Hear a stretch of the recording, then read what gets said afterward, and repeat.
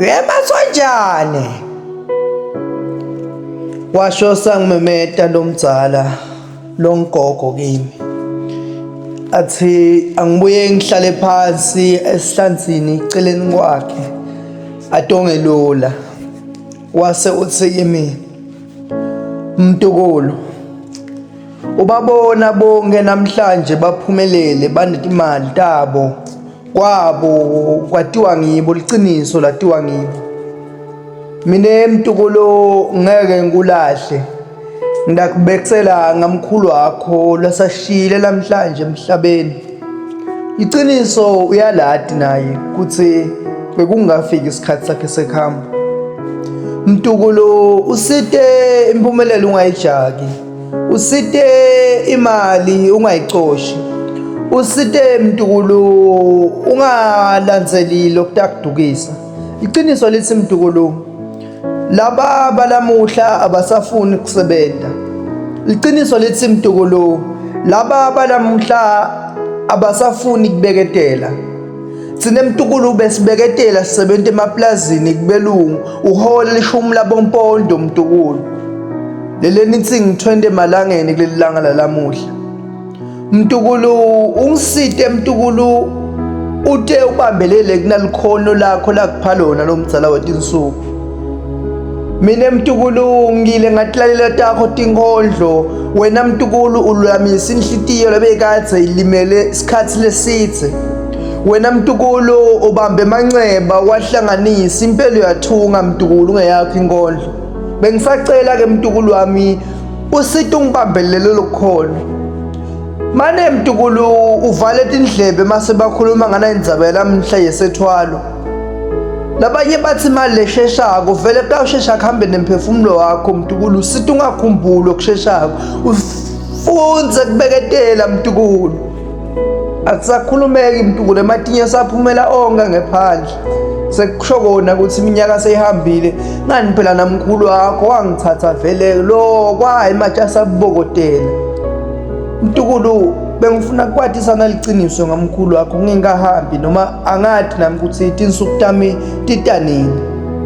Mkhulu wakho Mtukulu lapha ekupheleni kwemfula lapha bekakadze anenvo yakhe Mtukulu, lekwasa silwanyana lekungathi wayilanza nakuya eveni letethwalo. Maneke Mtukulu bekangasakondli, bewunenhlanhla ke Mtukulu ukuthi mkhulu akakuthathanga lokufuna ukuthi bese kudle emndenini. Liciniso akukho lokungadle emndenini. Ubabona bodzadzewenu abanayo intalo kungenxa yamkhulu wakho, ubabona bodzadzewenu abenzanga kungenxa yamkhulu wakho. Kepha inkomo yakubona ebaleni, labantu bayenza babuye mkhulu uloku abenzisa kule ndlu yamkhulu le. Mtukulu, usite Mtukulu ungabalandzela balamuhla. Vani mina Mtukulu, sengiyakuyala njengegogo wakho, ngiyakuyala njengegogo wakho. Ngingogo wakho Mtukulu, akekho lomunye. Ngimlasimelane gogo wakho Mtukulu.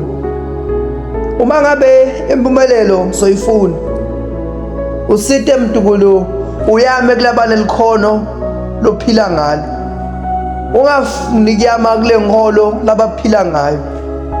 Labanye Mtukulu baphumelele bona labo sonkondlo, kunetinvo labadenta. Kusho mina Mtukulu akukashona wataze bakubeke licala. Labanye Mtukulu banetiphiwo mane bahluleka kutisebentisa.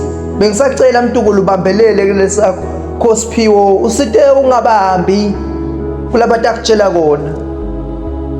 Uhambe evini lembhalo Mtukulu. Usakhula Mtukulu bengathi ngikukhulisa incwadi yetaka Mtukulu. Ngiyakubona ukuthi kwangisebentela ukubhalela incwadi yetaka Mtukulu. Bengisacela Mtukulu lokungumbhalo ubambelele kiko, sengisho livi lenkosi Mtukulu.